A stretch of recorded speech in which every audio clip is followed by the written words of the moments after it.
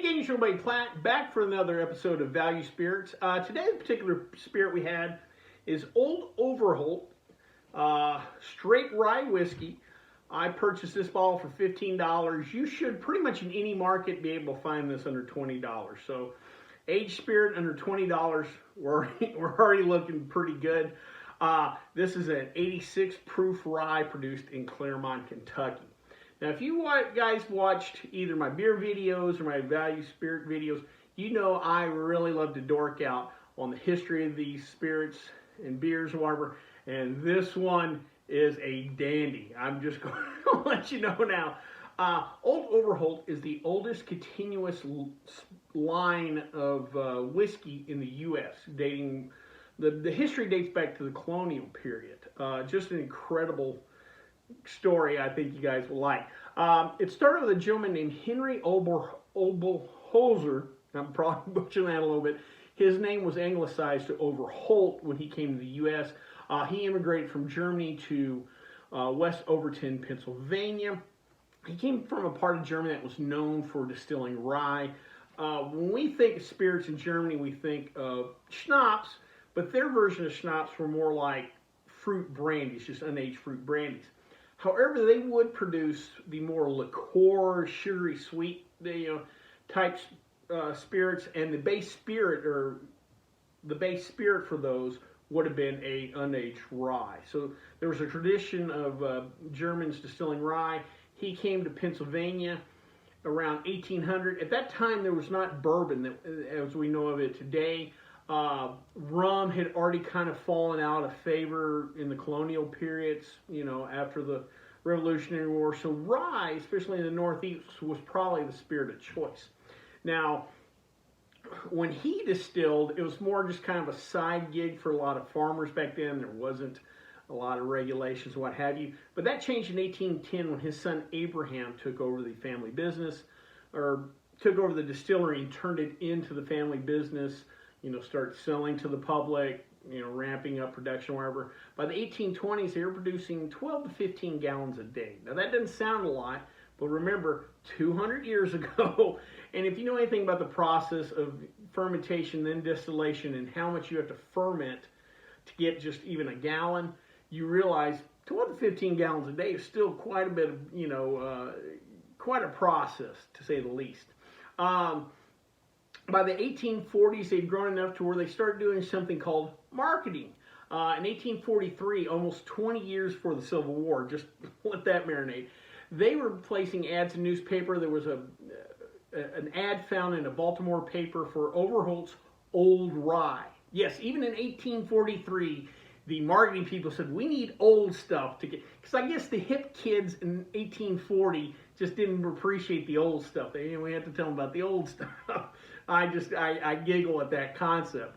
Where the history gets really interesting, though, is in 1881, when Abraham's grandson purchased the company, a gentleman named Henry Clay Frick. Now, if you're a history buff, you might already know that name. Henry purchased the company not necessarily because he wanted to save the family business, or like, well, I'll take over the family business and then I'll make something of it. He was already exceedingly wealthy by the time he purchased this, and most likely just took some petty cash just to buy the old family business just for something for fun. Because Frick was the chairman of U.S. Steel. He was basically Andrew Carnegie's right-hand man. By this point in time, Carnegie's wealthy beyond measure, the wealthiest man in the U.S. He was already into his philanthropy and buying art and taking trips around the world. But somebody had to run the business, and that was Frick. And if you want to study kind of the history of labor in the U.S., especially like there's debates today about things like minimum wage, whatever. Study Frick and how he ran U.S. Steel, and you'll have a different perspective on what's going on today. It was quite insane. But anyway, when he purchased the distillery, he brought in a couple of partners, including a gentleman named Andrew Mellon, who was part of the Mellon banking family. Mellon Bank's still around today. We hear of like Carnegie Mellon endowments and stuff like that. It was that Mellon. They ran the company together, again, probably more as a fun project than necessarily a money-making thing, together for about the next 40 years or so, until either 1918 or 1919, when Frick passed away, he granted his share to Mellon. So Mellon basically took over the company right before Prohibition. And you say, well, poor guy, yeah, she got a distillery and now Prohibition. You know, he must have lost out. Well, don't cry for him, Argentina, because Old Overholt got to be one of the few distilleries, when we talked about this in other videos, that got to produce medicinal whiskey through a Prohibition. You're like, well, how did he get so lucky? Well, probably helped by the fact that he was Secretary of Treasury for President Harding at the time. Glad to see politics haven't changed in the last 100 years or so. So Old Overholt was able to survive through Prohibition, but whiskey, and more specifically rye, though, were already heading in the wrong direction before Prohibition. And after Prohibition, after World War II, just kept going that direction. American palates are changing. Vodka was becoming more popular.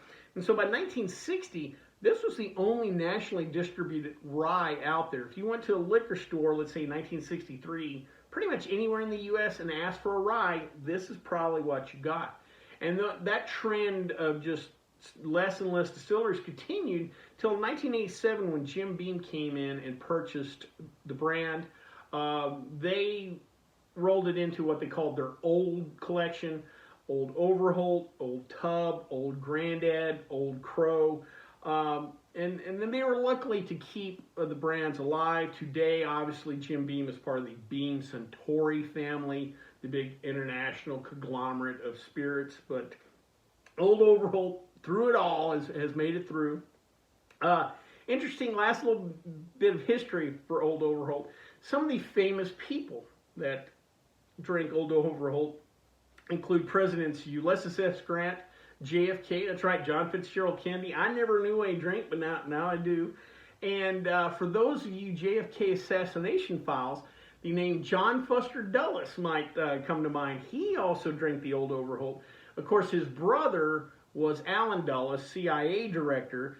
John Foster Dulles was Secretary of State for Eisenhower, and I believe he was also on the Warren Commission. So if you ever want to go down a history rabbit hole, grab your bottle of Old Overholt and either look up Henry Clay Frick or John Foster Dulles. You can go down that wormhole. Real quick, this particular spirit is 4 years old. It used to be a 3-year-old product. Now it's a 4-year-old product. They also sell a bottle and bond version that's 100 proof. So, well, with that being said, let's drink a little history.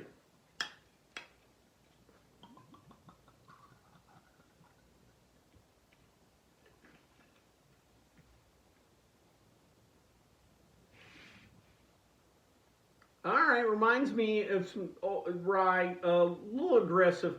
86 proof, though it's not hot. Pick up a little wood, fairly simple nose. Don't know the mash bill on this. I kind of looked around, couldn't find anything definite. You don't see a lot of 100% rye, so this most likely is maybe a 90-10 blend or something like that. Let's give it a try. Woo! Yeah, it's got a little texture, little lump. You'll feel that kind of spread on your palate.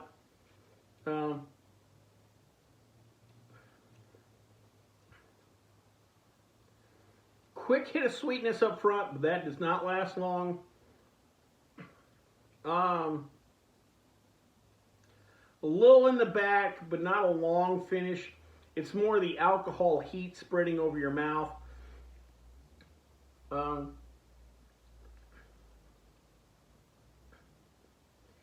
Yeah, this is pretty simple, pretty straightforward. Has that kind of classic little peppery notes that you get in a rye.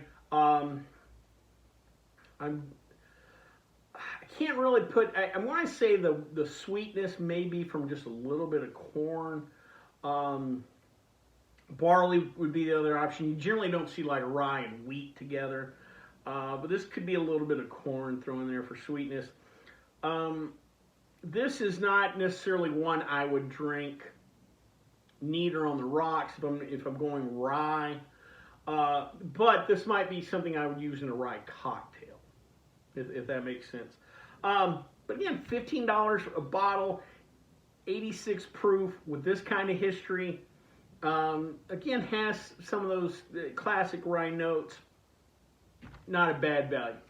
Well, I hope you liked this video. If you did, please subscribe down below. Also, please like the video because it lets YouTube know we're putting out good content. If you have any questions, comments, concerns, or any other suggestions, please leave them in the comment section or you can contact me on the Twitter page. Till next time, bottoms up.